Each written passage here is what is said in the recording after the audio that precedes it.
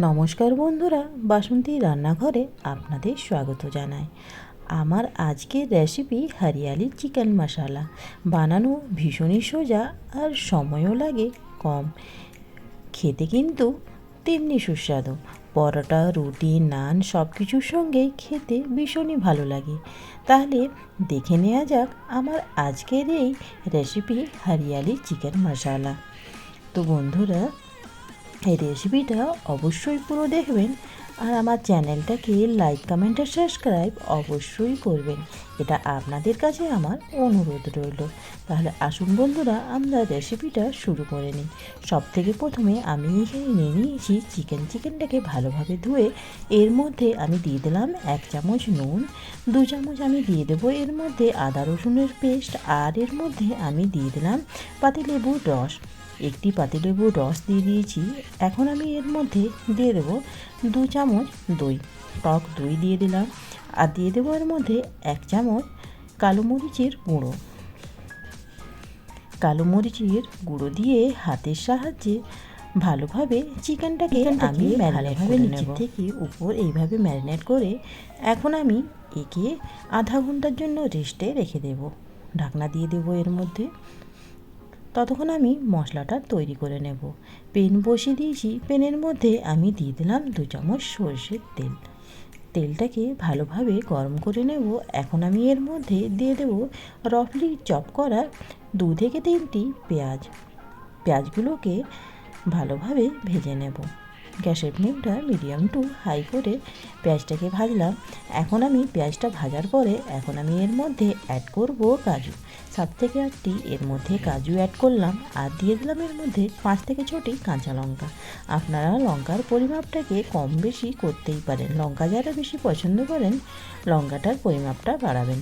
তো বন্ধুরা, এইভাবে 5 থেকে 7 মিনিট ভালোভাবে পেঁয়াজটা ভেজে নিলাম। গ্যাসের ফ্লেমটা এখন আমি অফ করে নেব আর এখন একে ঠান্ডা হওয়ার জন্য কিছুক্ষণ রেখে দেব। উপর থেকে একটু ধনেপাতা দিয়ে দেব আর দিয়ে দেবো এর মধ্যে কিছু পুদিনা পাতা। ধনেপাতা আর পুদিনা পাতাটাকেও এখন আমি ভালোভাবে ঠান্ডা করে ভালোভাবে এর একটি ফাইন পেস্ট আমি তৈরি করে নেব। তো এইভাবে মিক্সার জারে আমি এটাকে ভালোভাবে পেস্ট বানিয়ে নেব।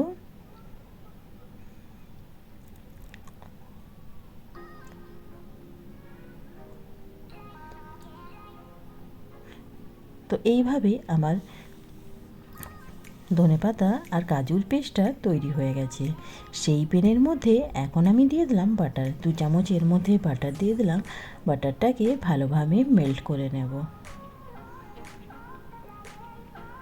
তো এইভাবে বাটারটা যখন আমার ভালোভাবে মেল্ট হয়ে যাবে তখন আমি এর মধ্যে অ্যাড করব 1 চামচ গোটা গরম মশলা।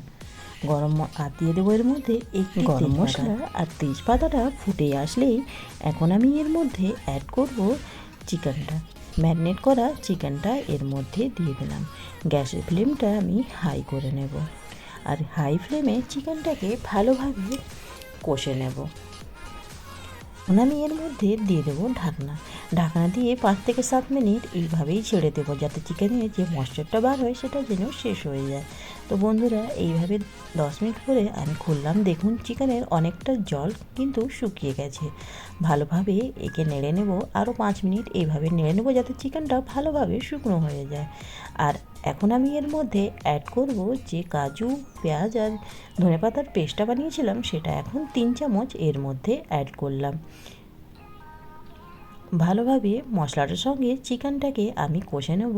এর মধ্যে আমি দিয়ে দেবো আধা কাপের মতো জল দিয়ে চিকেনটাকে ভালোভাবে এইভাবে কষতে থাকবো। গ্যাসের ফ্লেমটা মিডিয়াম টু লো করে 10 মিনিট কষার পরে এখন আমি চিকেনটাতে অ্যাড করব কিছু গুঁড়ো মশলা।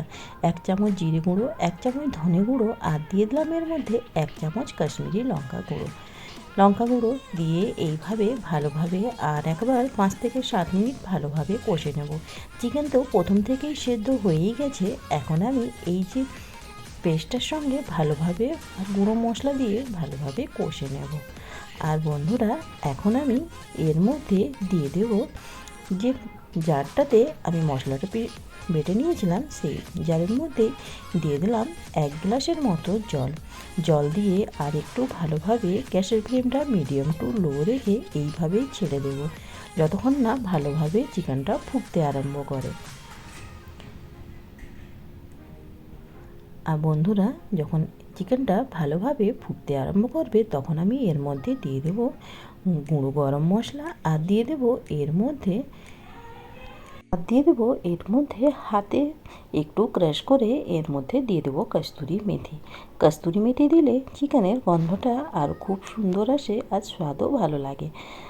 এইভাবেই গ্যাসের ফ্লেমটা মিডিয়াম টু লো রেখে কিছুক্ষণের জন্য ছেড়ে দেবো যাতে চিকেনটা ভালোভাবে গামাখা হয়ে যায়। তো বন্ধুরা, এইভাবে 10 মিনিট পরে দেখুন চিকেনটা আমার অলমোস্ট রেডি হয়ে গেছে। গ্যাসের ফ্লেমটা এখন আমি অফ করে দেব আর এখন আমি এটাকে পরিবেশন করব। তো বন্ধুরা, রেসিপিটা আপনারা অবশ্যই ট্রাই করুন। এটা আপনারা রুটি, নান, পরোটা, ফ্রায়েড রাইস, গরম ভাতের সঙ্গেও এটা খেতে পারেন। খুবই টেস্টি এই রেসিপি আর এটা বানানোটা খুবই সোজা, ঘরোয়া উপকরণ দিয়ে এটা তৈরি। তো বন্ধুরা, এইভাবে আপনারা হরিয়ালি চিকেন রেসিপিটা অবশ্যই ট্রাই করুন আর ভালো লাগলে আমার চ্যানেলে লাইক, কমেন্ট আর সাবস্ক্রাইব অবশ্যই করবেন। এটা আপনাদের কাছে আমার অনুরোধ রইল।